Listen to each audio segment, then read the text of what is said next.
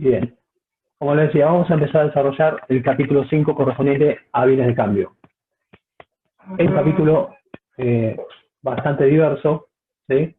El rubro tiene bastantes particularidades por la diferente naturaleza de los bienes que nos podemos encontrar en el mismo, y como siempre, como todos los capítulos correspondientes a los distintos rubros de activo y pasivo o patrimonio neto, vamos a desarrollar tanto los criterios de medición inicial, los criterios de medición posterior a la inicial o periódica, tanto a valores corrientes como a costos históricos.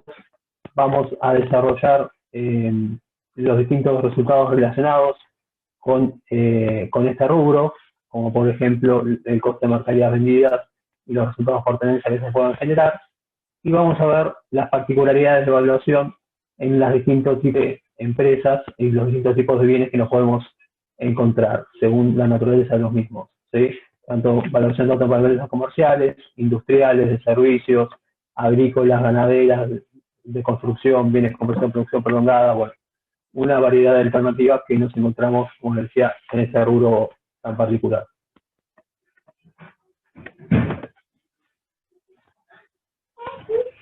Como bibliografía tienen a Cassinelli y a Forlanón los capítulos correspondientes a los bienes de cambio de cada uno de estos autores. Como siempre les recomiendo empezar con Cassinelli, que es más ameno, más claro para iniciar la lectura, y luego seguir con Newton, en este caso, que es el otro autor.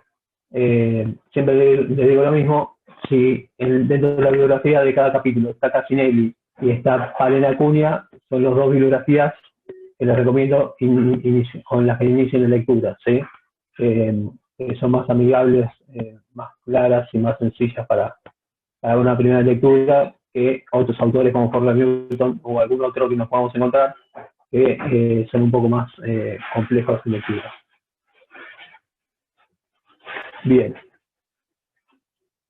Si tienen alguna duda, si voy muy rápido en las explicaciones o algo no quedó claro, por favor pregunten, ¿sí?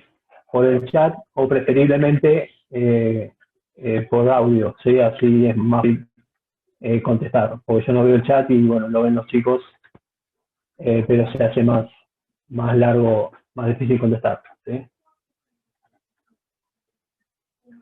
Bien, empecemos por el principio. ¿Qué son los bienes de cambio? ¿Qué consideramos bienes de cambio? Son los bienes tangibles que posee el ente, ¿sí? Tangibles que se pueden tocar, que posee el ente, que están destinados a la venta, ¿sí? En el curso habitual de sus actividades, es decir, los que son en función de las actividades a las que se dedica la empresa, a las actividades principales a las que se dedica la empresa, son los bienes de cambio, aquellos bienes que están destinados a la venta, ¿sí? Como decía, en el curso habitual de su actividad, porque también puede haber otros bienes que estén destinados a la venta, pero que no sean de la actividad principal. Por ejemplo, un bien de uso dado de baja, que lo afecte la actividad y lo pongo a la venta, ¿sí? O una actividad o una inversión que está destinada a ser vendida, ¿sí? Que está una inversión, por ejemplo, en un inmueble que lo estoy poniendo a la venta, pero no es el curso habitual de su actividad, entonces no es bienes que hacen a la actividad principal del ente. Entonces, por eso se distinguen este tipo de bienes destinados a su venta, ¿sí? Tiene que ser, para que se considere bien el cambio, de la actividad principal del ente. Entre los bienes de cambio se incluyen los adquiridos o producidos para su venta, ¿sí? Adquiridos en el caso de empresas comerciales, donde se compra y se revende sin ningún proceso de transformación, y producidos para su venta en empresas industriales, donde se hace todo un proceso de producción, de fabricación, de transformación, para llegar al producto terminado que está listo para su venta, ¿sí? Como por ejemplo los productos terminados para ese tipo de empresas, mercaderías de reventa para las empresas comerciales, mercadería en tránsito por la mercadería que compramos y todavía no recibimos, ¿sí? Los que se encuentran en proceso de producción para dicha venta, por ejemplo, como decíamos, en empresas industriales pueden ser los productos en proceso, u obras en construcción, ¿sí? Para empresas constructoras, por algún edificio, algún inmueble, puede ser un barco que esté en construcción, ¿sí? Y los que serán transformados o consumidos en el proceso de producción de los bienes o servicios destinados a la venta. Los bienes que sean transformados o consumidos en el proceso productivo, ¿sí? Nos estamos refiriendo a materiales y materia prima que voy a introducir en el proceso productivo en una empresa industrial para después convertirlo en un producto terminado, ¿sí? Al final del proceso. También se incluyen, para el caso de empresas de servicio, obviamente en la empresa de servicio, el servicio no se puede estoquear, no es un bien de cambio en sí, porque no lo puedo estoquear, porque justamente es la prestación de un servicio que se realiza en el momento de la prestación. Pero sí, lo que puedo estoquear, lo que puedo tener en mi activo como bienes de cambio en empresas de servicio, son aquellos bienes o materiales que utilizo para la prestación del servicio, ¿sí? Durante la prestación del servicio.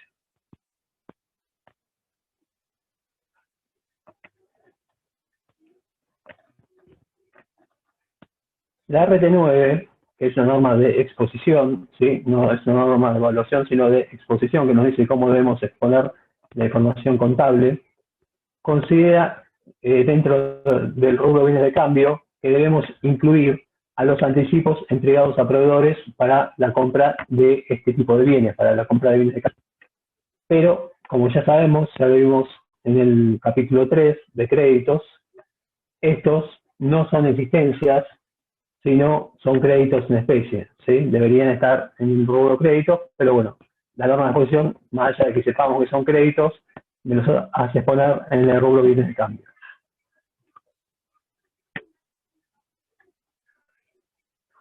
¿Cuándo deben reconocerse contablemente? ¿Cuándo los incorporo a mi patrimonio? Los debo reconocer como tales. Cuando cumplen las condiciones para ser considerado parte del activo como cualquier otro activo, ¿sí? Esto lo vemos en todos los capítulos. Cuando el ente controla los beneficios que produce el bien, ¿sí? En el caso del bien de cambio, ¿cuándo va a controlar los beneficios que produce el bien? Cuando usted adquiere su propiedad. Cuando los adquiere, ¿sí? Es dueño de estos tipos de bienes y puede disponer de ellos. Y además, como estamos en una contabilidad patrimonial, ¿sí? Cuando tiene y puede asignarse de valor sobre bases confiables. Como decía, como estamos en una contabilidad patrimonial, lo que no tiene valor para este tipo de contabilidad no existe, ¿sí? No lo registro, no lo tengo en cuenta, no cumple la condición para ser parte del activo. Además, por más que tenga valor, si no lo puedo asignar de valor, si no puedo medir ese valor que tiene el bien en términos objetivos, fiables, o bases fiables u objetivas, tampoco lo puedo reconocer por más que sepa que tiene un valor, ¿sí? Si no puedo establecer el valor sobre bases confiables, tampoco lo puedo reconocer.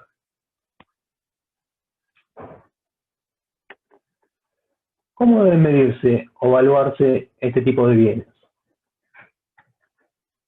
¿Cuál es el criterio de medición que tengo que adoptar al inicio, momento de incorporar este bien a mi patrimonio? ¿Sí? La regla general para todo el rubro es a valor de costo, ¿sí? Es el sacrificio económico que realizo para obtener el bien, ¿sí? Vamos a ver las particularidades que tiene en cada uno de los distintos rubros según la naturaleza de este tipo de bienes. Hoy nos vamos a centrar en lo que es empresas comerciales e industriales, ¿sí? La clase que viene vamos a ver los bienes de cambio con proceso de producción prolongada y bienes de cambio en la actividad agrícola ganadera, ¿sí? O agropecuaria, los activos biológicos, básicamente. Bien, en empresas comerciales, ¿cuál es el costo? Es el costo de adquisición, ¿sí? Como dije, el sacrificio económico necesario para obtener un bien, hasta que el mismo esté en condiciones de ser vendido. Ahí termina la acumulación de costos, ¿sí? Cuando ya está en condiciones de ser vendido, no le puedo sumar costos adicionales a mi producto, ¿sí? El resto de los costos que ronden este tipo de bienes tendrán que ir a otro lado, ¿sí? Tendría que ser un resultado o puedo dirigirlo a otro rubro, pero no tiene que ver con el costo de adquisición. Acuérdense que el costo de adquisición está formado básicamente por dos componentes principales. El precio de compra, siempre contado. Acuérdense de segregar, es importante, que ya lo vimos también en rubros anteriores, segregar los componentes financieros implícitos, porque tiene que ver con la financiación y no con el costo de adquisición del producto. Y se pueden sumar los costos directos de compra y recepción. ¿Sí? Costos necesarios, siempre y cuando sean costos necesarios para la adquisición de este bien, hasta que el mismo, como decíamos, esté en condiciones de ser vendido. Entre ellos podemos mencionar como ejemplos costos o derechos aduaneros no recuperables, costos de transporte, o sea, los fletes, costos de carga y descarga, costos del sector compras y recepción atribuibles.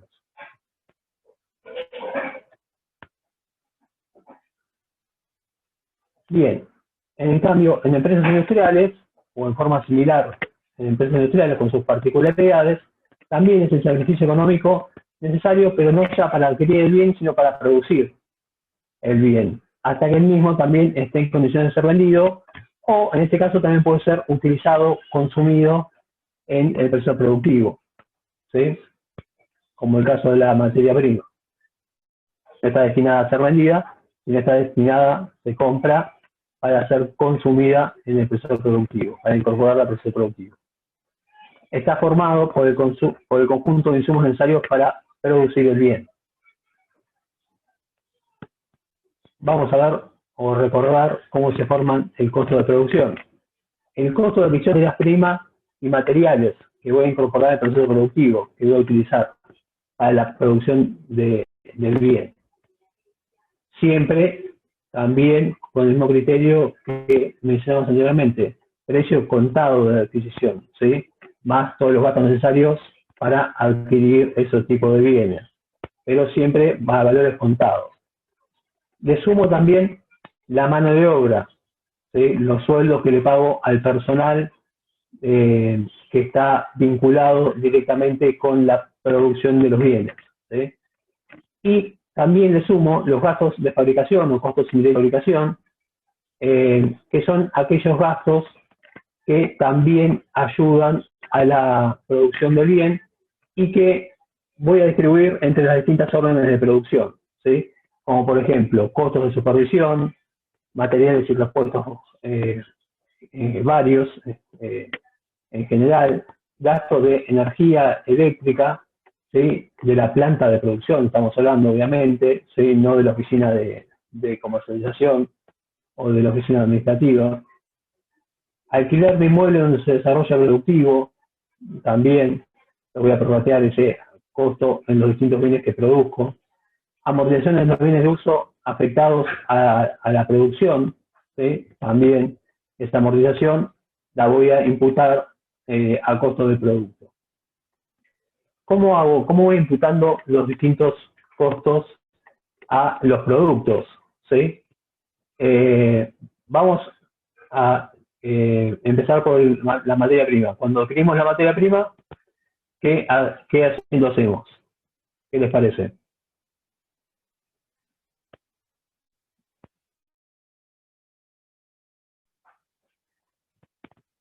La adquirimos contado, por ejemplo. ¿Qué así lo haríamos? ¿Puede repetir la pregunta, profe? Sí, cuando adquiero materia prima, ¿qué asientos harían cuando compro la Eh, materia prima? y un activo que aumenta por esa materia prima que compramos y seguramente un activo que disminuye por, no sé, dependiendo del método de pago que Sí, utilicemos. Por perfecto, bien. una deuda, un Ahí pasivo. están, perfecto. Ahí estamos incorporando la materia prima a mi stock, a mi activo, ¿sí? ¿Qué asiento hago cuando yo incorporo la materia prima a mi proceso productivo? Digo, bueno, esta materia prima ya la compré, ahora estoy produciendo bienes, necesito usar la materia prima para empezar la producción o para continuar la producción que estoy realizando, ¿sí? ¿Qué acentuarían ahí?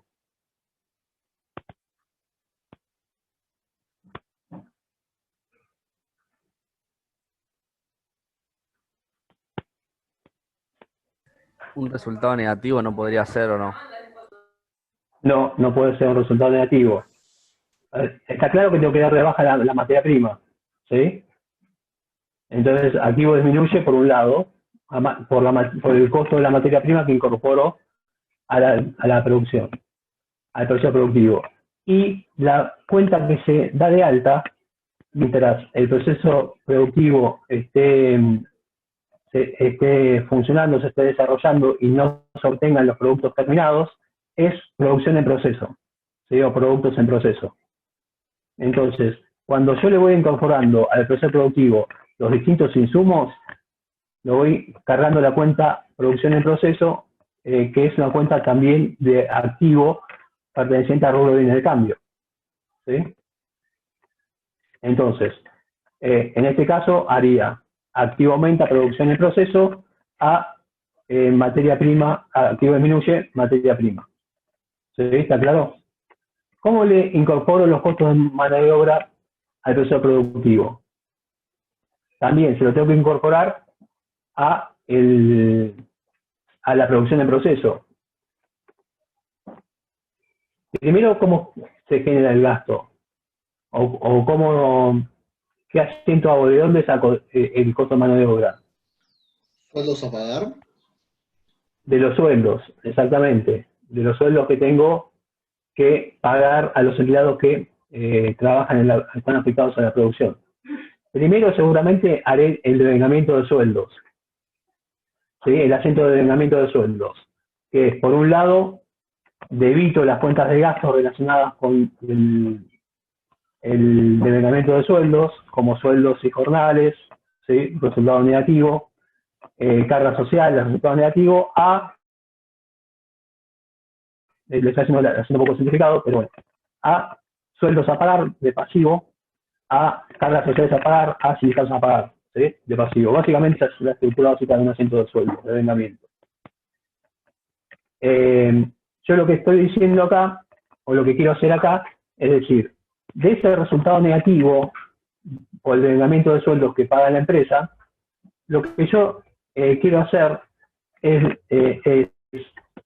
que no impacte directamente en el resultado del periodo los sueldos correspondientes al personal afectado a la producción, ¿sí? De los productos. Quiero que esos sueldos que estoy costeando vayan al costo del producto, ¿sí? Entonces, ¿cómo hago para que vayan al costo del producto? Como decíamos, se lo voy incorporando a la producción del proceso a medida que el personal va trabajando y van devengando sueldos que van trabajando en la producción de los bienes. Entonces, ¿qué voy a hacer? Voy a sacar de la cuenta de resultados negativos, sueldos y jornales, la parte, como decía, de sueldo correspondiente al personal de producción y se lo voy a cargar el costo de producción para que más tarde, cuando esté el producto terminado, forme parte del costo de los productos, ¿sí? Entonces, ¿qué hago? Hice el asiento de vengamiento de sueldos y lo imputé a resultados negativos. Lo que voy a hacer ahora es acreditar la cuenta de sueldos y jornales, generando un resultado positivo o un menor resultado negativo, y debitar producción en proceso o productos en proceso, activo aumenta, para incorporar como parte del costo de producción los sueldos devengados del personal, ¿sí? Afectado a la producción. Entonces, no impactar negativamente en principio los sueldos del personal afectados al proceso productivo, sino que vaya a pagar al costo del producto, a un activo que luego impactará más tarde cuando yo venda esos productos a través del costo de venta, ¿sí? O de mercaderías vendidas. ¿Está claro? ¿Sí quedó claro? Sí, sí, sí. Lo repito.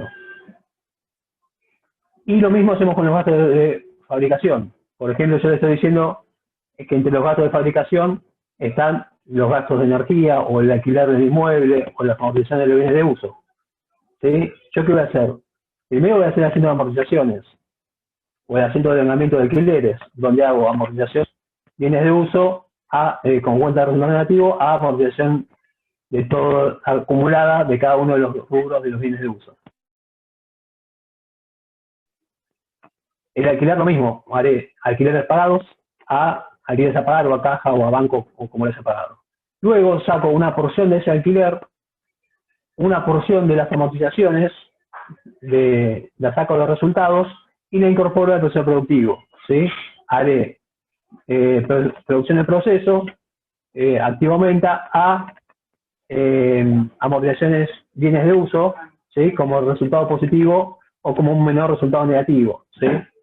A alquileres pagados o alquileres soportados, también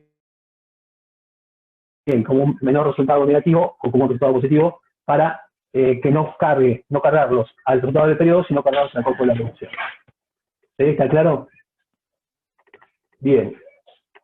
Y luego le sumo los gastos de financiación, le puedo sumar, ¿sí? Los gastos de financiación, los intereses pagados, solo y únicamente para el caso de los bienes con procesos de producción prolongado, ¿sí? Es decir, los bienes cuyo proceso productivo se prolonga por más de un ejercicio contable, ¿sí? Por más de un periodo. Ese es el único caso en que la normativa me da la opción, ¿sí? De cargar los gastos de financiación a los costos de los productos, que de otra forma siempre me dice que lo deduzca porque no es un costo que tiene que ver con la adquisición de la producción, sino con la financiación. Pero solamente en ese caso y bajo algunas de las condiciones que me enumera la normativa, voy a poder activar costos financieros a los productos, ¿sí? Eso lo vamos a ver en la clase en detalle, pero bueno, ya tienen una noción de que se pueden llegar a activar.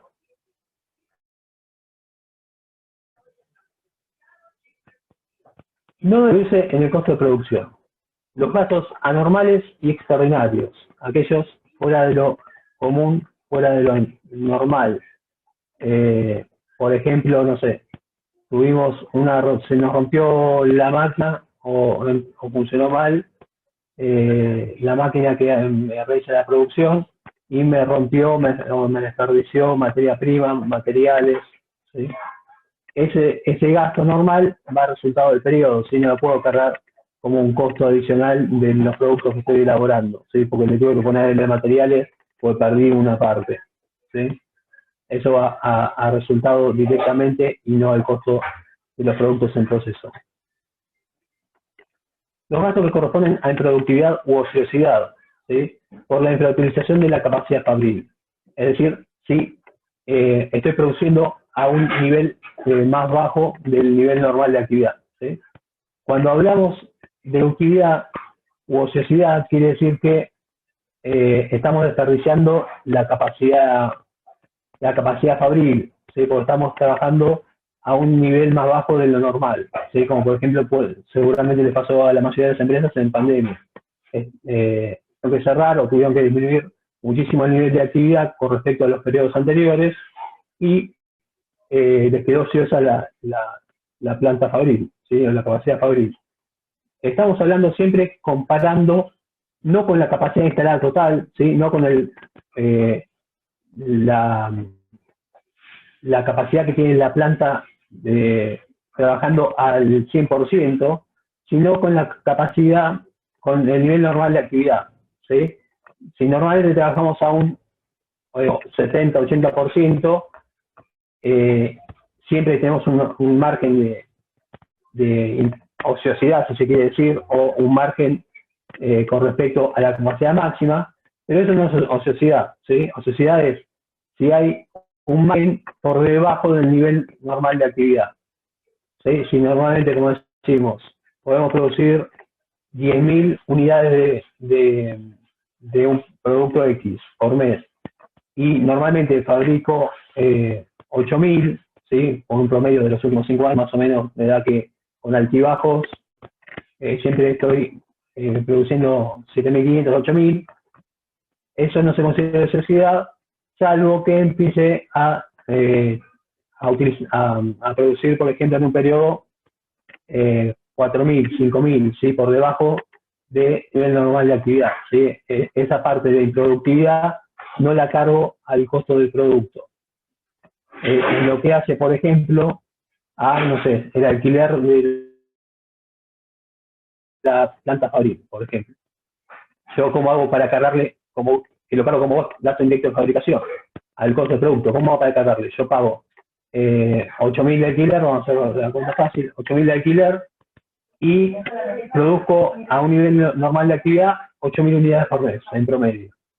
¿Sí? En promedio le debería cargar un peso por cada unidad producida. ¿Sí? ¿Me van siguiendo? ¿Qué pasa si trabajo a un 50% de mi nivel normal de actividad? Estoy produciendo 4.000 unidades. Yo, ¿cuánto le tendré que cargar? 2 pesos por unidad, porque si pago 8.000 y lo distribuyo en las unidades que produzco, tendría que cargarle 2 pesos por unidad. ¿Sí? ¿Qué es la normativa? Que no. Que si produzco por debajo de la capacidad normal, sigo cargando 1 peso a cada producto, o sea, voy a cargar a el costo de producción 4.000 pesos nada más si estoy produciendo 4.000 unidades, y los 4.000 adicionales que me estoy desaprovechando en base a mi nivel normal de actividad, lo voy a cargar al resultado del periodo, ¿sí? Como un gasto del periodo por improductividad u ociosidad, y no castigar el costo del producto. Bien. Hasta ahí me van siguiendo.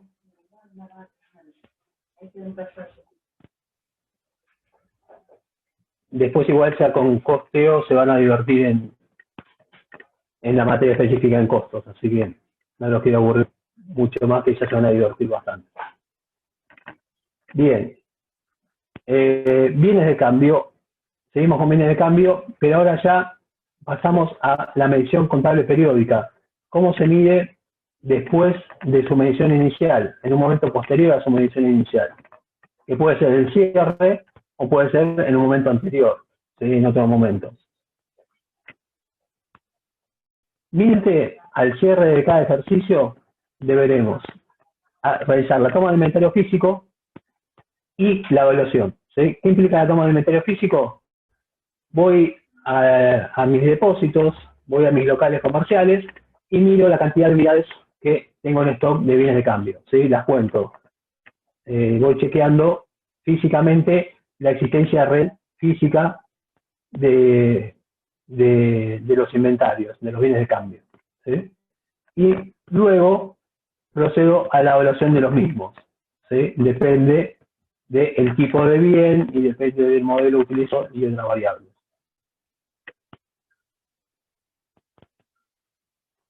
¿Cuál es el objetivo? Es dejar correctamente expresados en los estados contables tanto el stock que tengo del cierre de bienes de cambio, la existencia de bienes de cambio del cierre, como también otras partidas relacionadas con el rubro, como por ejemplo también el costo de mercaderías, las posibles diferencias de inventario que puedan surgir si llevo inventario permanente. Tengo el stock teórico, comparo con el stock físico que saqué por la toma de inventarios y veo si coincide, ¿sí? Si no coincide, si hay más o menos, tengo diferencias de inventario positivas o negativas que deberé tratar como resultado y no imputar al costo de las mercaderías vendidas. También podemos determinar los resultados por tenencia, ¿sí? De mercaderías.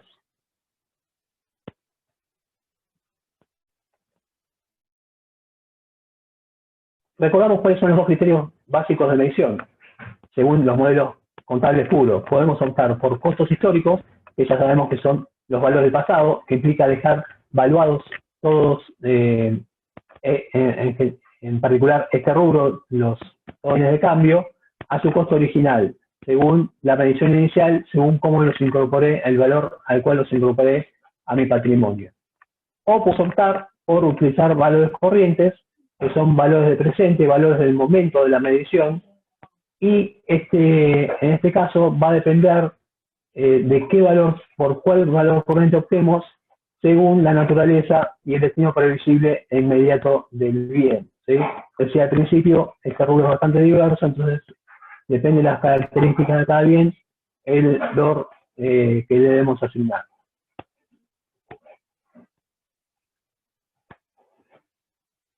Bien, vamos con la medición contable periódica, seguimos con la medición contable periódica, pero vamos a ver cómo es la medición contable a costos fijos. ¿Sí? Cómo se determinan los costos de venta y cómo se determina el costo de las existencias al cierre o el valor de las existencias al cierre a costo fijo. Tanto, repito, costo histórico aplicado tanto al costo de venta como a las existencias de bienes de cambio. Están los famosos métodos de inventario permanente, ¿sí? Primero entrado, primero salido, último entrado, primero salido, precio primero ponderado. También está el método de inventario permanente por identificación específica. Y bueno, esos son los métodos de inventario permanente. Y después tenemos también, para determinar el costo de ventas, el costeo global que vamos a ver más adelante. Recordamos cómo es la planilla de inventarios, ¿se acuerdan? Seguramente la han trabajado en cada uno. Esta es una ficha básica de stock, donde tengo por un lado la fecha de la operación, el detalle, una columna con entradas, otra columna donde tiene cantidad, costo unitario y costo total, una columna con salidas, donde tiene cantidad también, costo unitario y costo total, y una columna de saldos o existencias, donde también tienen las tres mismas variables. ¿Cómo se registra en esta planilla? Recordamos, el saldo inicial, que acá no está planteado, pero si hubiera un saldo inicial de mercaderías, va directamente en la primera línea con la fecha de saldo inicial, el primer día del ejercicio, y la cantidad de unidades directamente en la columna de existencias. Cada vez que realice una compra, anoto en la columna de entrada la cantidad comprada de unidades, el precio unitario y el valor total. Cuando hago una venta, anoto en la columna de salida la cantidad de unidades, el costo unitario al cual le doy salida, si acuérdense que no es precio de venta, sino a precio de costo, ¿sí? Y el costo total. Y voy poniendo acá los saldos que me van quedando de mercaderías. Ahora repasamos. Las devoluciones de compras las anoto restando de las entradas, y si hubiera devoluciones de venta, restando de la salida. ¿Sí? Bien. Acá tenemos, por ejemplo, una compra de 190 unidades el 8 del 7. A 200 pesos cada una, que totaliza 38.000 pesos. Y acá tenemos como saldo, como no teníamos saldo inicial, es la primer saldo de mercaderías que tenemos en el periodo. El 9 del 7, el otro día, compramos más mercaderías, 100 unidades, y las pagamos 2.15. ¿Sí? Acá está el valor. Entonces, tenemos un saldo de 190 unidades a 200 y 100 unidades a 2.15. El 10 del 7 vendemos 120 computadoras y las doy de baja a 200 pesos. ¿Sí? Entonces, me quedan, de las 190 que me quedan 200 pesos, me quedan 70, porque le resté 120. Me quedan 70 a 200 pesos y me quedan 100 a 2.15 que había comprado. Este es el saldo, la existencia que tengo al 10 del 7. ¿Sí? ¿Qué método estoy utilizando? ¿PEPS, WEX o PPP? PEPS. Entonces, Peps. PEPS. Bien, correcto. Primero entrado, primero salido. ¿Qué quiere decir? Las primeras mercaderías que entraron a mi patrimonio son las primeras que doy de baja cuando vendo. ¿Sí? Acá hay una devolución, también. ¿Sí? Devuelvo mercaderías. Y ahí me queda un saldo, tenía 70, devuelvo 10, me quedan 60. Compro más unidades y me quedan, entonces las 60 que tenía a 200, las 100 a 2.15 y las 50 que compré a 2.10. Esta sería si no tengo otros movimientos al cierre, esta es la existencia al cierre. 210 unidades valuadas a este importe, a estos precios cada una, con un costo total de la sumatoria de estos tres importes. Este es el saldo que me debería quedar en el mayor de la cuenta mercaderías al cierre. ¿Sí? Bien. Obviamente esos son modelos teóricos, no quiere decir que si las mercaderías son iguales, homogéneas o similares, no quiere decir que yo justo elija las 120 más viejas. ¿Sí? Es un esquema teórico, un modelo que supongo que vendo primero de las más viejas. ¿Sí? Pero no necesariamente físicamente ocurre ese proceso. ¿Sí? ¿Se entiende eso? Bien. Si yo sumo la prueba del total de entradas, ¿qué estaría obteniendo? ¿Qué me estaría indicando el total de entradas?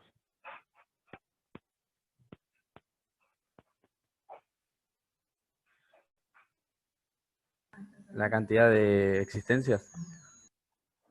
¿Entradas? No. Dijimos que La cantidad el de total de compras. existencias me la da una columna.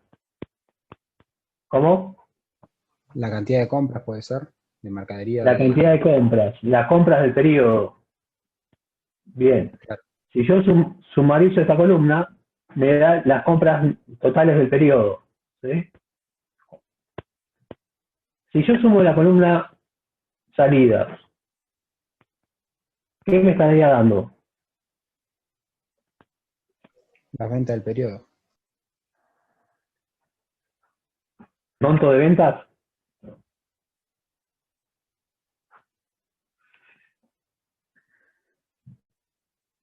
¿Seguro? ¿Están de acuerdo?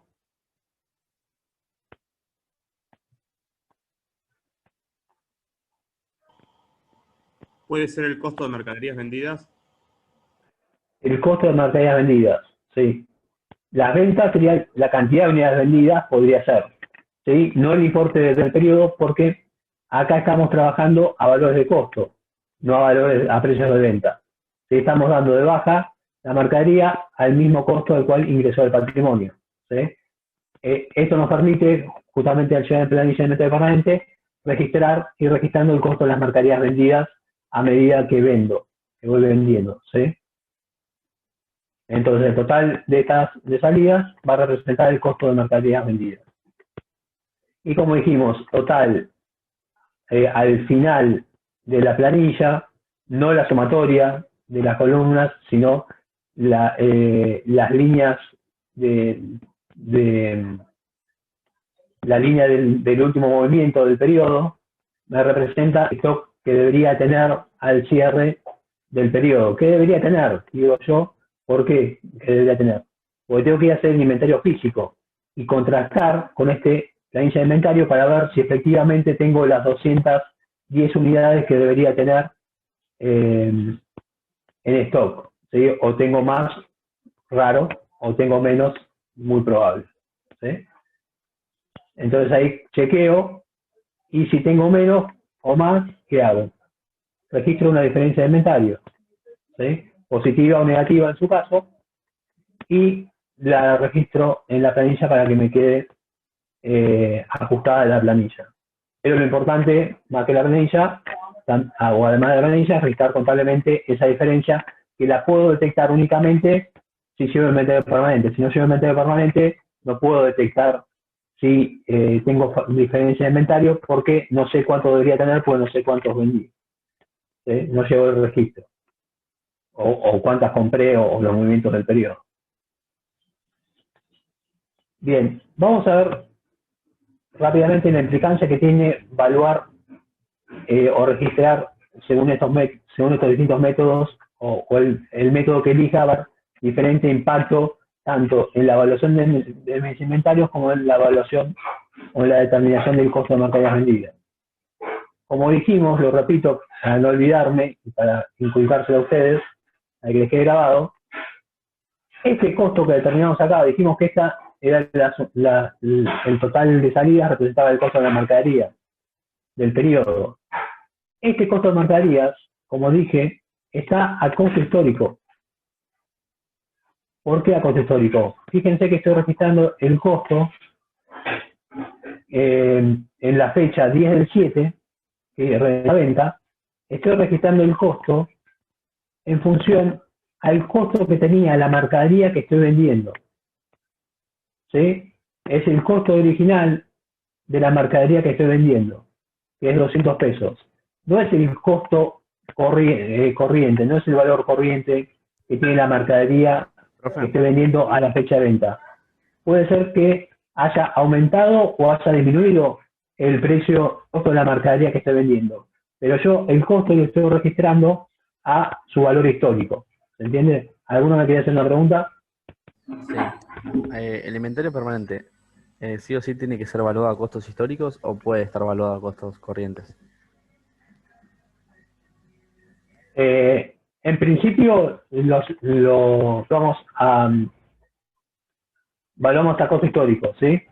Después hay métodos de uso de valores corrientes durante el ejercicio, que lo vamos a ver, donde podríamos ir ajustando las planillas de inventario permanente, pero después lo vamos a ver en su momento, cuando más cerca del final de la clase, cómo funcionan estos métodos de inventario permanente.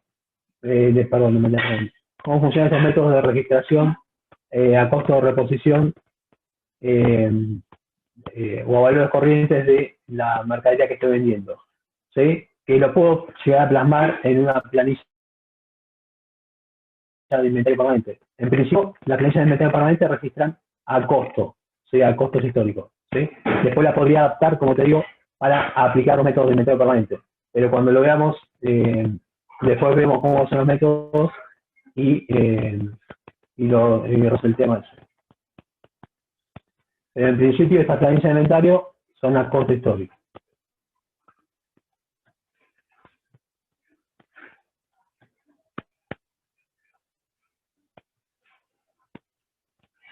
Bien, método primero entrado, primero salido.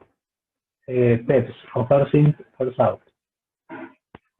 El valor de costo de los productos vendidos está dado por el valor de las licencias más antiguas, más viejas. ¿Sí? Porque damos de baja las más antiguas. Le damos salida primero a las que primero entraron. Y por lo tanto, el valor de los bienes en stock al cierre está dado por el valor de los últimos ingresos de almacenes. ¿Sí? Por las mercaderías más nuevas. ¿Sí? Acá se ve claramente que el costo va a estar dado por las mercaderías más antiguas y el saldo final va a estar dado por las mercaderías más nuevas, ¿sí? Que tengo que adquirir. Lo contrario pasa en el método Webs, ¿sí? O Last In, First Out. El valor de costo de los productos vendidos está dado por el valor de los últimos ingresos de almacenes. Desde baja primero las mercaderías últimas que compré, ¿sí? Y el valor de los bienes que tocan cierre, por lo tanto, va a quedar al valor de las existencias más antiguas. Como voy dando de baja a medida que vendo los productos últimos que compré, me quedan en stock los más viejos. ¿Sí? Y el precio por ponderado es un promedio, obviamente, de estos dos métodos. ¿Sí? Donde hago un promedio del valor de los productos cada vez que compro o cada vez que vendo. Entonces, ¿cuáles son las consecuencias de aplicación de estos métodos? En un contexto donde hay inflación, donde los precios tienden a subir. Si utilizo PEPS, esto va a implicar que obtengo resultados más altos. ¿Por qué obtengo resultados más altos? Porque utilizando PEPS a un mismo valor de venta, el costo de ventas, si lo registro en función de las unidades más antiguas, se supone que si hay inflación y los precios crecen, las unidades más nuevas van a valer más que las más antiguas. Por lo tanto, como yo costo en función de las más viejas, la diferencia entre precio de venta y precio de costo con respecto al modelo Webs o al PPP va a ser más alta, ¿sí? Más diferencia, porque el costo va a quedar más pequeño que en los otros métodos. Y también me va a dar como resultado un valor de existencia al cierre más elevado que si optábamos por otro método, ¿sí? Como me van a quedar evaluadas o las existencias que dejo en stock son las que compré más recientemente, quedan a valores más altos, ¿sí? Que las más viejas. Por lo tanto, voy a tener un valor de stock más alto que en los otros dos métodos.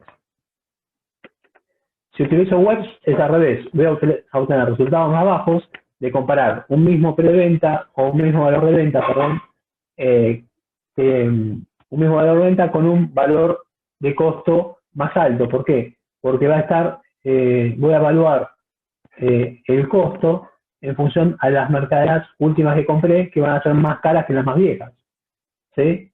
A valores más recientes. Por lo tanto, va a ser un costo de ventas más alto que en el método PEPS. Y por el contrario, un valor de resistencia al cierre más bajo, porque me van a quedar las mercaderías más antiguas como existencia al cierre, ¿sí? Que se suelen estar a un menor precio sin inflación que las nuevas. Y un utilizo PEPS es un valor intermedio, es tanto de costo como de existencias entre esos dos métodos. Bien, ¿quedó claro entonces las implicancias de utilizar cada uno de estos métodos de inventario permanente? Profe, en Argentina, ¿cuál se usa? No, y esa es la opción de cada empresa. Y si lleva inventario permanente o no. Tal vez le conviene utilizar un web, me parece a mí. Sobre todo si después ajustan las mercaderías al cierre. Y después revalúa las mercaderías al cierre. Profe, Porque te da resultados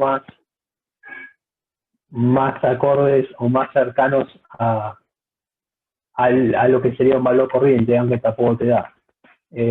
Porque por el efecto inflacionario parecería que ganamos mucha plata por ahí si tenemos mercaderías viejas y las dejamos en ese importe y comparamos con ese de venta más actual, parece que el margen es muy grande y después cuando queremos reponer la mercadería nos damos cuenta que tenemos un margen muy chico, o tal vez si no lo tuvimos en cuenta al establecer el precio de venta nos quedamos sin poder reponer la mercadería porque el precio de venta no nos alcanza para reponer el stock. ¿Sí? Porque estamos vendiendo, podemos llegar a vender abajo del costo. Bien, sí, decir, no sé qué quería hablar. ¿cuál es el impacto que tiene el RECPAM sobre las mercaderías en la planilla de inventario permanente? El RECPAM, en principio ninguno, porque el RECPAM lo determinamos al cierre. ¿Sí? Lo que va a tener impacto en el próximo ejercicio, porque te van a quedar expresadas en otra moneda y vas a tener que ajustar el saldo inicial, digamos. El saldo inicial va a ser otro de la mercadería cuando inicies el próximo periodo.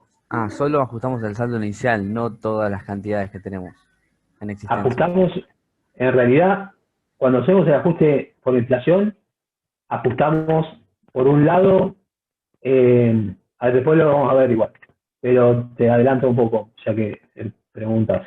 Por un lado tenemos que ajustar por inflación el costo de la mercadería vendida, ¿sí?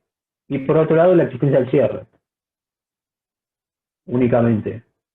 ¿Está claro? Entonces, durante el ejercicio, en principio, no se va a modificar la planilla. Al ejercicio siguiente, si querés volvemos atrás.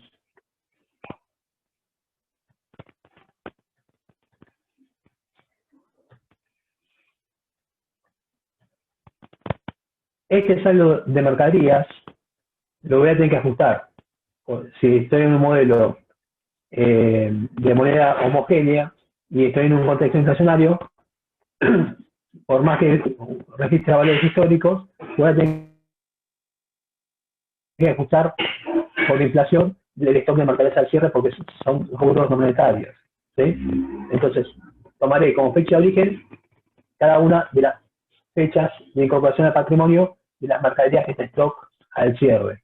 ¿Sí? Bueno, acá en este caso es un mes, únicamente, un único mes. Pero supongamos que son compras de meses diferentes.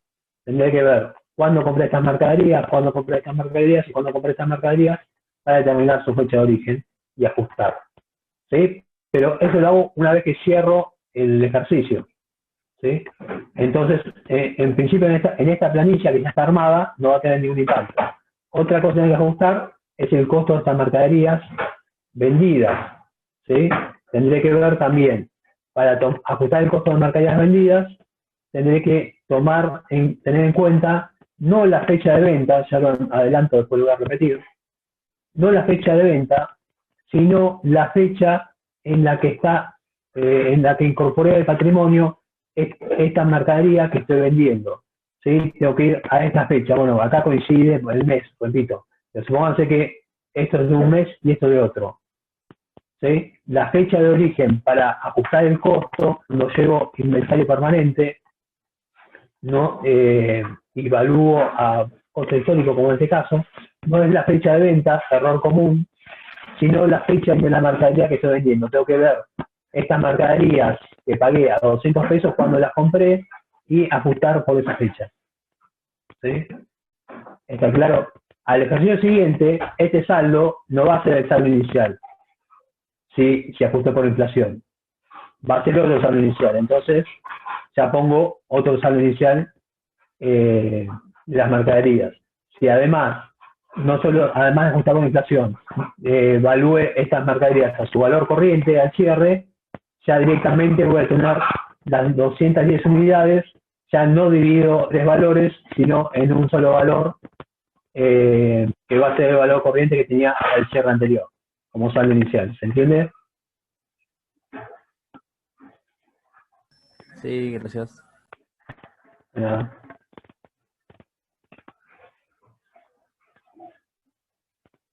Bien. Pasamos al otro método que es de inventario, de metodarios de determinación de costo de venta y de existencia, que es el método de identificación específica, donde yo puedo identificar, ¿sí? Acá ya no como un supuesto teórico, sino como una realidad práctica, digamos, puedo identificar la mercadería que estoy vendiendo como perteneciente a determinada orden de compra o orden de inversión, por lo tanto puedo saber el costo específico real de esa mercadería que estoy vendiendo. ¿Sí? Esto es cuando tengo pocos artículos, poca variedad y poca cantidad de artículos. Si tengo gran cantidad y gran diversidad, gran variedad de artículos, si es en supermercado, es imposible saber exactamente la lata de tomate que estoy vendiendo, con qué orden de compra la compré, digamos, con qué orden de compra la adquirí y cuál es el costo específico de esa lata. Pero si en el caso, por ejemplo, de alhajas, obras de arte, de móviles, rubros donde se maneja un stock pequeño, donde tienen características particulares los bienes y los puedo identificar, ¿sí? Una obra de arte, por ejemplo, un cuadro de Picasso es un cuadro de Picasso, ya sé cuál es el cuadro que estoy vendiendo. No es un cuadro que tengo 10.000 copias, ¿sí? Y no sé cuándo lo pagué. ¿Se entiende? En ese tipo de casos puedo identificar el costo de la mercadería que estoy vendiendo.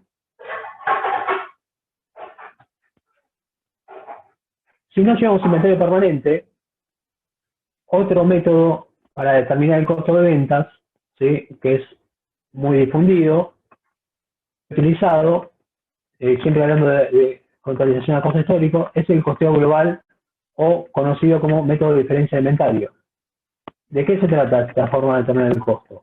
Por la famosa fórmula de existencia inicial más compras menos existencia final, obtengo el costo de mercadería vendida, ya sea en unidades o en pesos, lo puedo determinar. Existencia inicial la tengo el dato, ¿sí? Ya sé cuántas existencias tenía el cierre anterior. Las compras, por la factura de compra, tengo los costos de compra y las cantidades compradas. Y la existencia final la determino de qué forma. ¿Qué les parece? No puedo ir a la planilla de inventario y ver la existencia final que tengo, porque no llevo inventario permanente. Entonces, ¿cómo hago para saber cuál es la existencia final que tengo de mercaderías? Mayorizando. No, porque no tengo... En los mayores voy a tener existencia inicial más el valor de las compras. Pero como no registro costos de ventas, nunca doy de baja la mercadería. Entonces no sé las mercaderías que tendría que tener en stock. ¿Haciendo un recuento físico? Bien, haciendo un recuento físico, exactamente. Sí, haciendo el recuento físico de las mercaderías, la toma de inventario, que es lo que les decía que sí o sí tengo que hacer al cierre de cada periodo, o debería hacer. sé las mercaderías que tengo en stock, entonces puedo determinar el costo de venta por diferencia de inventario. Diferencia de lo que tenía más lo que compré menos lo que tengo, tiene que ser lo que vendí, con suerte, ¿sí? O lo que, o qué puede ocultar. ¿Qué se puede ocultar dentro del costo? Roturas, mercadería que te hayan robado, etcétera. Exactamente. Si utilizo este método de inventario, como yo no tengo, yo lo único que tengo es la exigencia final que cuento en mi local o en mi depósito. Lo que no tengo es cuánto debería tener de exigencia de mercadería, porque no llevo inventario permanente, entonces no sé cuánto debería tener. Si yo pudiera contrastar lo que tengo con lo que debería tener teóricamente, puedo determinar la diferencia de inventario, pero así no tengo la forma de saberlo. Por lo tanto, lo que me hayan robado, lo que se me haya roto, lo que me haya perdido por evaporación, por lo que sea, queda incluido dentro del costo de mercaderías vendidas. ¿Sí? Profe, yo tengo una pregunta. ¿Esto en la vida real Sí. en las empresas se utiliza y eso, por Sí. ejemplo, esos robos quedan así sin registro o no usan este método directamente? Y muchos en este método, porque la realidad, las pymes, las pequeñas empresas que no tienen una estructura importante y no tienen algún sistema computarizado para llevar el stock, utilizan este método que es el más sencillo para determinar la mercadería, el costo de mercadería vendida. Y no detectan robos, roturas sí, por ahí, pero robos no, salvo que sea muy notorio, ¿sí? Por ahí tienen otra forma de detectar los robos, además de que con cámaras, obviamente, o con control de los empleados. Más o menos el comerciante que sabe cuánto le rinde su negocio o cuánto le debería rendir, si es muy grosero el robo se da cuenta, si no, no se da cuenta. Igual no tiene forma de evaluarlo o de conocerlo en detalle y desagregarlo. Pero sí es un método que se utiliza bastante, como te digo, sobre todo en las pequeñas empresas que no tienen estructura para un método, no tiene estructura administrativa como para tener un método más detallado.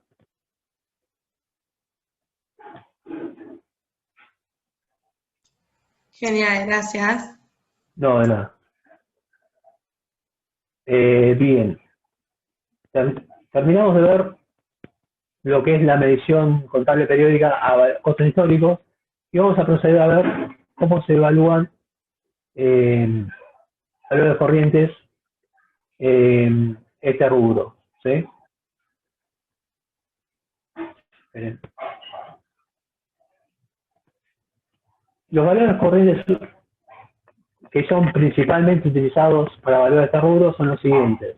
¿Sí? Después vamos a ver que hay algún otro más que omití acá, pero bueno, son cuestiones particulares que vamos a ver según la naturaleza de cada bien. Pero básicamente tenemos valores corrientes aplicables a este rubro de entrada, que quiere decir de incorporación al patrimonio de este tipo de bienes, o valores que tienen que ver con la salida de estos bienes, la realización, la venta de estos bienes, la salida del patrimonio. ¿Sí? Lo puedo evaluar al cierre a costo de reposición, costo de reproducción, valor neto de realización en el caso de valor de salida.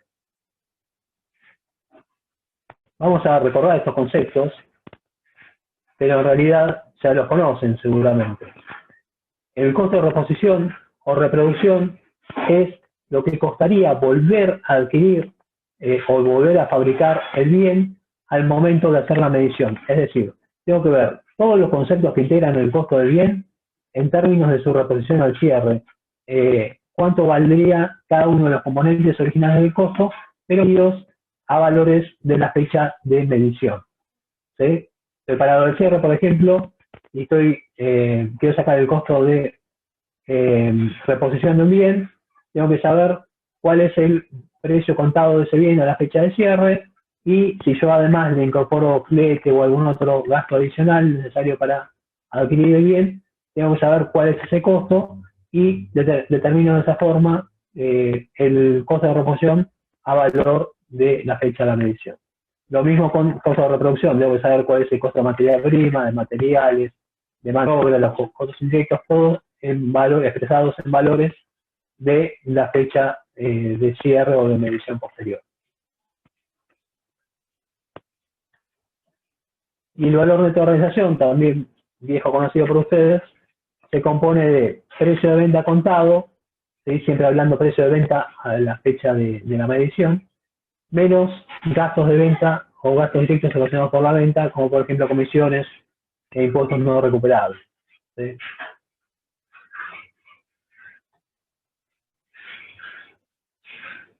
¿De dónde obtengo los valores de los bienes a la fecha de la medición para determinar estos valores corrientes que estoy hablando recién? Diversas fuentes tengo para obtención de estos valores. Cotizaciones o lista de precios de los proveedores.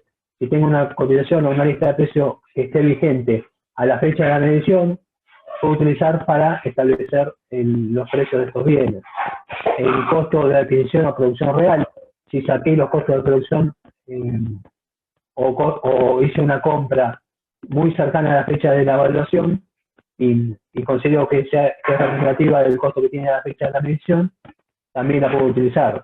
Si ya metí orden de compra y todavía no la recibí, también puede ser la fuente. Cotización, si los bienes cotizan en mercados públicos o privados o tienen publicaciones en boletines o periódicos o revistas, hay bienes que tienen cotización pública o hay revistas especializadas que sacan valores de cotización de estos bienes, puedo obtener el valor de dichas publicaciones. De no ser factible lo anterior, si no tengo ninguna de las opciones anteriores para sacar el valor corriente de un bien de cambio, puedo reexpresar los costos que tengo de los bienes por índice de precios específicos. Acuérdense que para medir la inflación utilizamos un índice general que incluye una canasta general de bienes, que no es representativo específicamente de la evolución del precio de un bien, sino de una canasta de bienes. Pero hay índices específicos de aumento de alimentos, por ejemplo, no sé, de bebidas, de alquileres, de precio de la construcción, de costo de la construcción. Entonces, puedo tomar esos índices específicos, según el rubro o la naturaleza del bien de cambio de que se trate, y aplicarle ese índice que se supone que sigue más o menos, va a seguir bastante de cerca o va a ser bastante cercano la evolución de ese índice con respecto a la evolución del precio o valor del bien de que se trate. Precios actualizados de costos, o si no, recurrirse a la transacción de un perito independiente, a un experto en la evaluación de algún tipo de bien muy particular que no pueda obtener por otro medio. Recuerden también, que ya lo vimos, los precios medidos en moneda extranjera deben convertirse a moneda local al tipo de cambio del momento de la medición. Si alguna de estas cotizaciones, de alguno de estos valores está expresado en moneda extranjera, lo debe convertir a pesos de curso legal.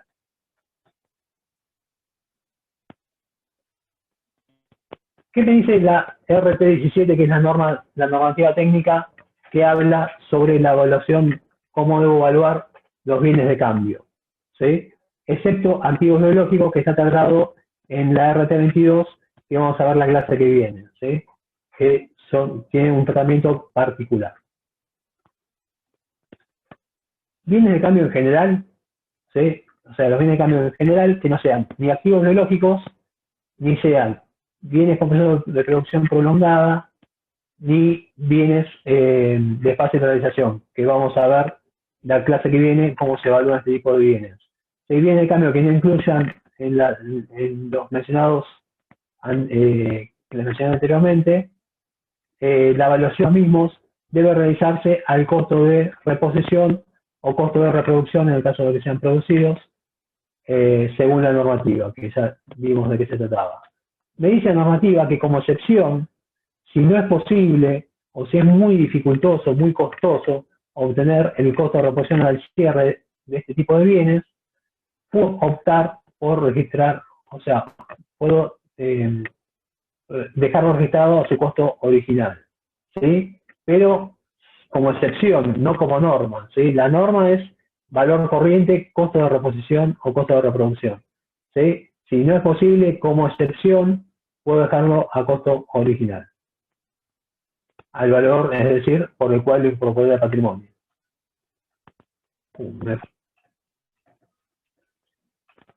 Bien, más allá de medirlo al valor corriente, siempre tengo que comparar con el valor límite.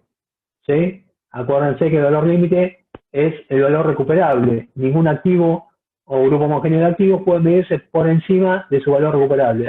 Actúa como techo, como tope, como límite a la evaluación de cada rubro del activo. ¿Sí? El valor recuperable, también a modo de recordatorio, se los puse, según la RT17, va a ser el mayor entre el BNR, valor de organización, y el valor de utilización económica. ¿Sí? Como este rubro, la mayoría de los bienes están destinados a la venta, tienen un valor de cambio, por ahí el más representativo como valor límite va a ser el BNR. ¿Sí? Para algún caso, como la materia prima o los materiales que están destinados no a la venta en forma directa, sino a su uso en un proceso productivo, puede llegar a determinarse un valor de utilización económica, pero bueno, siempre es más fácil determinar un BNR, aunque igualmente tengo que optar siempre por el mayor entre los dos, según la normativa. Y siempre tengo que comparar, cada vez que me da tablas contables, tengo que comparar el valor de los bienes, el valor corriente de los bienes con su BNR, con su valor límite, con su valor recuperable. De la comparación de la medición inicial primaria, la medición de los bienes de cambio por las cuales los incorporé al patrimonio, ya sea en moneda homogénea o en moneda heterogénea, depende si tenemos un modelo de moneda homogénea o heterogénea, si ajusta inflación o no, comparado con el valor corriente a la fecha de la medición, obtengo en principio el resultado por tenencia de estos bienes. ¿Sí? Es decir, como siempre, vieron, comparamos valor de origen del bien, por el cual me incorpora el patrimonio. Siempre hablando de los bienes que tengo en stock al cierre del periodo, ¿sí? O los bienes que estoy revaluando al momento de la medición, que puede ser antes también del cierre.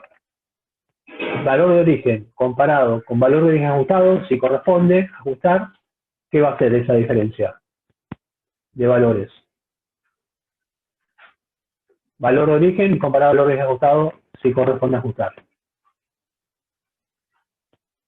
¿A dónde imputo la diferencia entre esos valores? ¿Un resultado por tenencia? ¿El valor de origen con el valor de origen ajustado? No, hay un paso previo. El RECPAN. El RECPAN, exactamente. Y ahí sí, comparo el valor de origen ajustado con el valor corriente del bien, y ahí sí surge el resultado por tenencia. ¿Sí? Si comparo el valor del bien con el valor corriente del bien directamente, siempre, si no hay inflación, va a ser todo resultado por tenencia. Si hay inflación, la diferencia entre el valor de origen y el valor corriente del bien, sin ajuste, va a ser parte recta y parte resultado por tenencia. Acuérdense que si ajusto por inflación, si tengo un modelo de moneda homogénea, tengo que comparar, para determinar el resultado por tenencia, tengo que comparar el valor corriente con el valor de origen ajustado. ¿Para qué? Para comparar dos cifras expresadas en la misma unidad de medida, en el mismo poder adquisitivo, porque el valor corriente va a estar expresado en moneda de fecha de la medición. Y el valor de origen, si yo no lo homogeneizo, si yo no lo ajusto por inflación, va a estar expresado en un momento anterior, en moneda de poder adquisitivo anterior. Yo lo tengo que reexpresar a la fecha de la medición para poder comparar con el valor corriente y determinar el resultado por tenencia, sin tener, o sea, teniendo en cuenta el efecto inflacionario. ¿Sí? Lo determino en términos reales, digamos.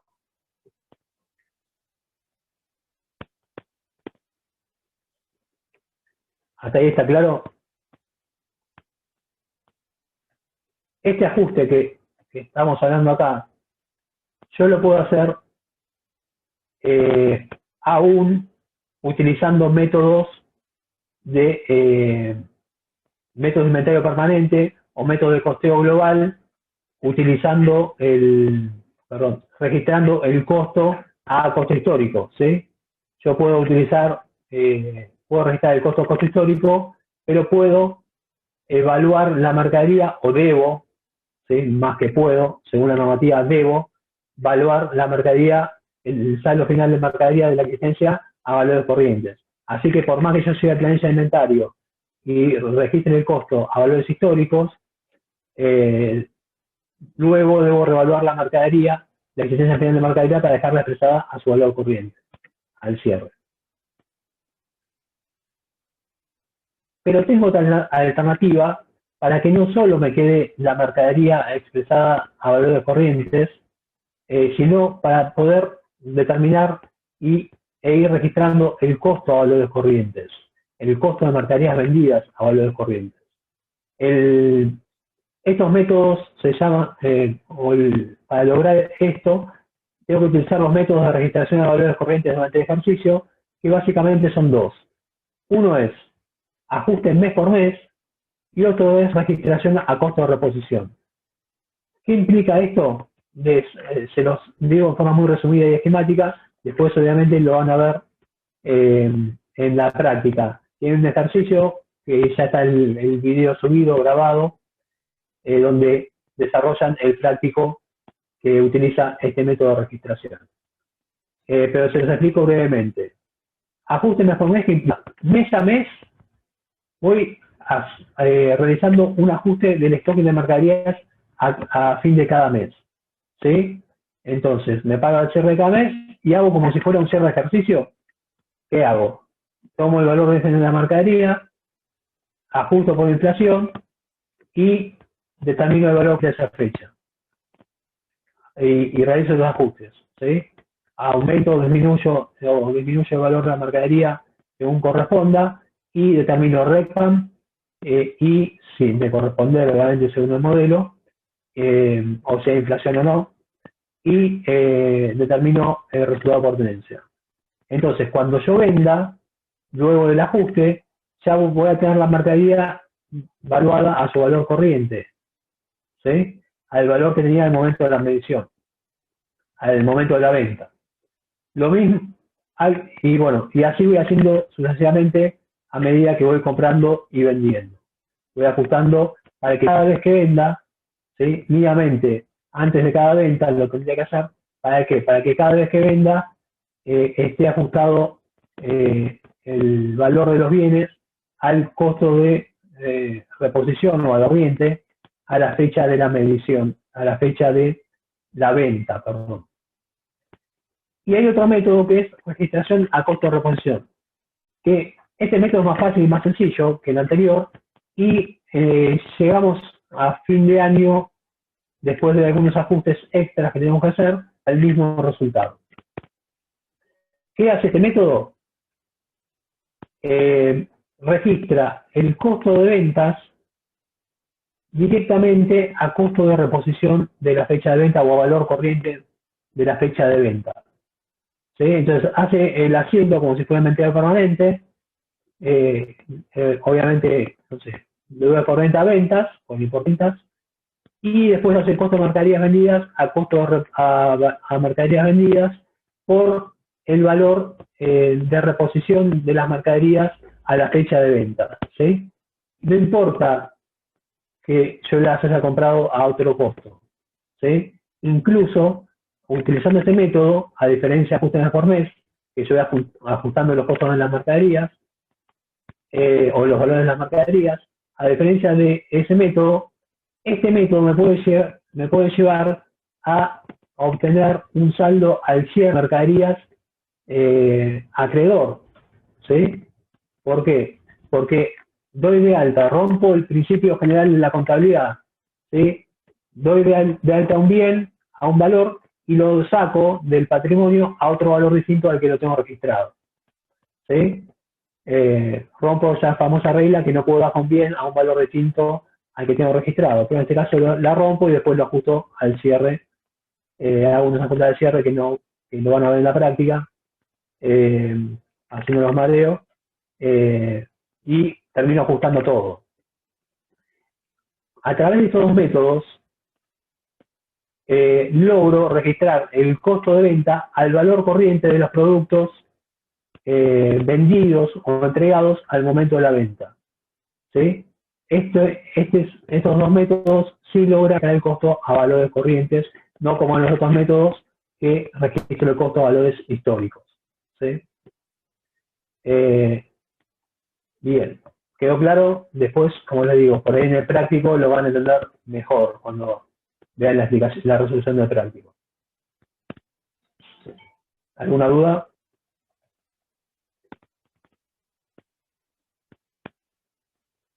Bien, tengo que responder esta pregunta. ¿Se ajustan por inflación los bienes de cargo? Ya la respondimos en realidad, ya la expoliamos. Sí, se ajustan. Pero ¿cómo se ajustan? Esa es la pregunta, ¿sí?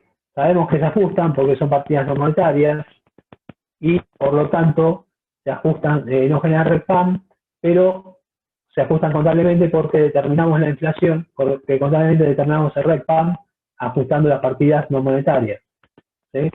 Y por lo tanto tenemos que ajustar también los costos de venta, ¿sí? Que están relacionados con estos bienes de cambio, y los resultados por tenencia los debemos determinar en términos reales. Por eso les decía, por ejemplo, de cuando ajustamos el cierre, si hay inflación y tenemos que ajustar el stock de mercaderías por inflación, la comparación para determinar el valor corriente es con el valor de origen ajustado y no con el valor de origen, sino estaría incluyendo el resultado por tenencia el componente inflacionario, ¿sí? Del RECPA. Entonces, logramos determinarlo en términos reales al compararlo con el valor de origen ajustado, el valor corriente, ¿sí? Bien, ¿cómo ajustamos? ¿Cómo debemos ajustar? Debemos ajustar dos cosas, dijimos. El saldo final, o las existencias de los bienes de cambio al cierre, y el costo de mercaderías vendidas, el costo de ventas.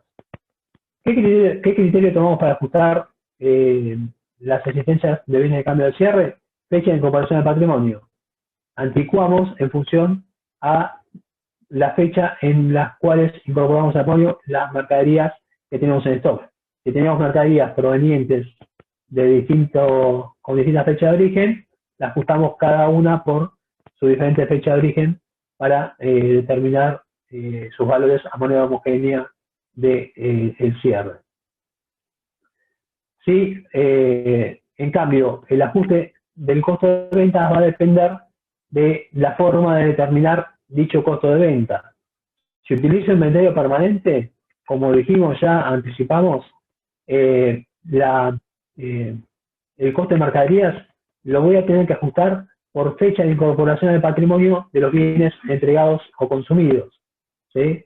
Los bienes que doy de baja, como los doy de baja al costo original, y ese costo original está en moneda de la fecha en que lo adquirí los productos que estoy dando de baja, tengo que ver cuál es la fecha de incorporación de esas mercaderías que estoy dando de baja, que estoy entregando, o viendo o consumiendo, para poder tomar como fecha de origen, y no la fecha de venta. Si no, está mal, ¿sí? Como les dije en su momento, es un error muy común tomar la fecha de venta y no es correcto. Si determino el costo por diferencia de inventarios, para ajustar el costo de mercaderías vendidas, no me va a quedar otra que ajustar todos los componentes de la ecuación por los cuales determiné el costo de venta. Ajusto el extracto final, que sé de dónde proviene, del cierre anterior.